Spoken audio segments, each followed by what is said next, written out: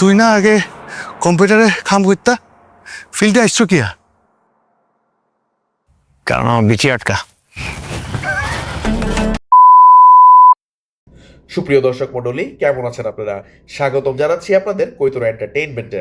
আজকের এই ভিডিওতে আমরা কথা বলবো চরকি প্ল্যাটফর্মে রিলিজ হওয়া নতুন ওয়েব সিরিজ ক্যাকটাস নিয়ে। সিরিজটা পরিচালনা করেছেন শিহাব শাহিন এবং এই সিরিজের লিড রোলে অভিনয় করেছেন প্রীতম হাসান এবং মেহজাবিন চৌধুরী। তো কেমন হলো এই সিরিজটা? আসলে কি দেখা উচিত কি উচিত না? তো গল্পটা কেমন, টুইস্ট কেমন, সবকিছু নিয়ে আজকে বিস্তারিত একটু কথা বলার চেষ্টা করব। প্রথমেই গল্প নিয়ে যদি আপনাদের সাথে একটু কথা বলি, সেটা হচ্ছে গল্পটা মূলত একটা হ্যাকারকে কেন্দ্র করে তৈরি করা হয়েছে। প্রীতম হাসানের চরিত্রটা এখানে একজন হ্যাকার যাকে কোনো এক সময় ধরা হয় এবং সে জেলের মধ্যে বন্দি থাকে। জেলে থাকার সময় তার কাছে একটা অফার আসে, একজন বড় একটা অথরিটি বা ক্ষমতাশালী মানুষ তাকে একটা কাজ করে দেওয়ার প্রস্তাব দেয়। তো কাজটা যদি সে সফলভাবে করতে পারে তাহলে তার সাজা কমিয়ে দেওয়া হবে বা তাকে ছেড়ে দেওয়া হবে। এখন কথা হচ্ছে যে সেই কাজটা কি, এখন কেনই বা তাকে বেছে নেওয়া হলো এবং সেই কাজটা করতে গিয়ে সে কি নিজে কোনো ফাঁদে পড়ে কিনা, তার বিরুদ্ধে আর কারা কারা আসে, তার জীবনে কি কি ধরনের বিপদ আসে, এই সব কিছু নিয়েই মূলত এই সিরিজের গল্পটা এগোতে থাকে। এই গল্পের মধ্যে মেহজাবিন চৌধুরীর চরিত্রটা আসলে খুব বেশি গুরুত্বপূর্ণ। তার চরিত্রটা আসলে শুধু রোমান্টিক ইন্টারেস্টের জন্য তৈরি করা হয়নি, মানে গল্পের সাথে খুব গুরুত্বপূর্ণভাবে জড়িত করা হয়েছে।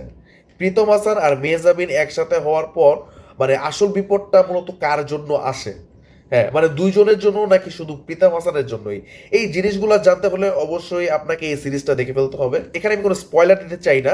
এখন যদি এই সিরিজটার স্টার্টিং এবং এন্ডিং নিয়ে আমি বলি, হ্যাঁ আমার কাছে সিরিজের শুরুটা অনেক বেশি ভালো লেগেছে। শুরু থেকেই গল্পটা আপনাকে হুক করে রাখবে, হ্যাঁ মানে একদম, মানে আপনি জানতে চাইবেন যে এরপর আসলে কি মানে কি ঘটবে। আর সিরিজের শেষে একটা টুইস্ট আছে যেটা অনেকেরই ভালো লাগবে আবার অনেকেরই ভালো লাগবে না। এটা একটা বিশেষ রিজন আছে, কারণ হচ্ছে যখন আমি সিরিজটা দেখা শেষ করি তখন আমার কাছে মনে হয়েছিল যে আমি একটা আনকমপ্লিট সিরিজ আমি দেখেছি।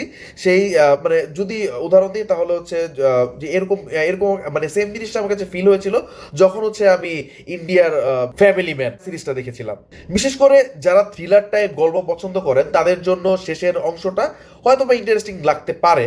আরেকটা গুরুত্বপূর্ণ বিষয় হলো যে এই সিরিজটা একটা ইউনিভার্সের মধ্যে পড়ে, হ্যাঁ মানে অ্যালেন সপন তারপরে হচ্ছে সিন্ডিকেট টাইপের যে গল্পের ইউনিভার্স তৈরি করা হয়েছে, সেই একই ইউনিভার্সের সাথে এই গল্পের কিছুটা যোগসূত্র তৈরি করা হয়েছে।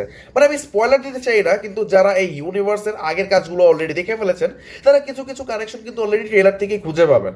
এখন যদি অভিনয়ের কথা বলি তাহলে প্রীতম হাসান তার জায়গা থেকে খুব ভালো অভিনয় করেছেন, আর মেহজাবিন চৌধুরী বিশেষ করে অ্যাকশন দৃশ্যটা তাকে খুবই ভালো লেগেছে।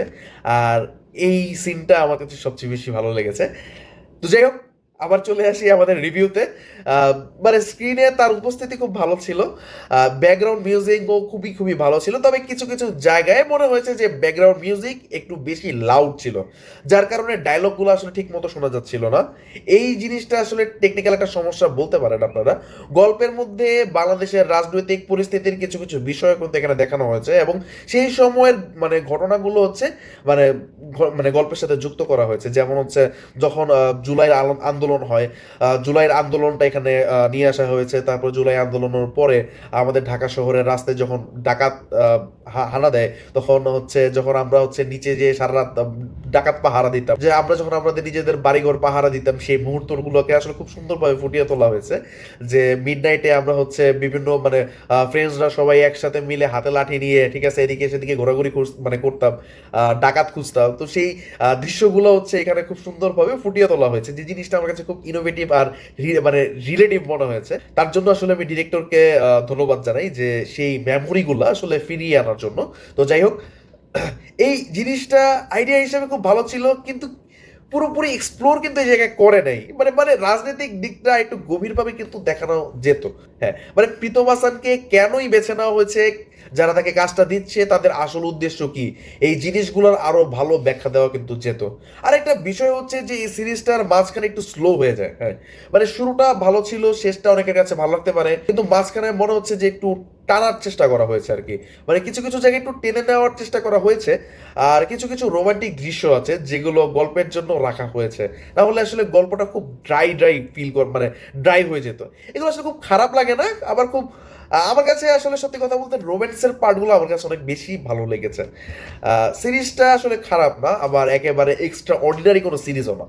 একটা মোটামুটি ভালো থ্রিলার সিরিজ আপনারা বলতে পারেন। যদিও রেটিং দিতে হয় তাহলে আমি বলবো যে 5-এর মধ্যে 3 স্টার।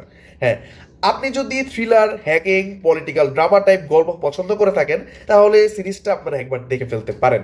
তবে খুব বেশি এক্সপেকটেশন নিয়ে দেখার দরকার নেই, কারণ সব শেষেই বলবো যে এই সিরিজটা ভালো, কিন্তু আরও অনেক বেশি ভালো হতে পারতো।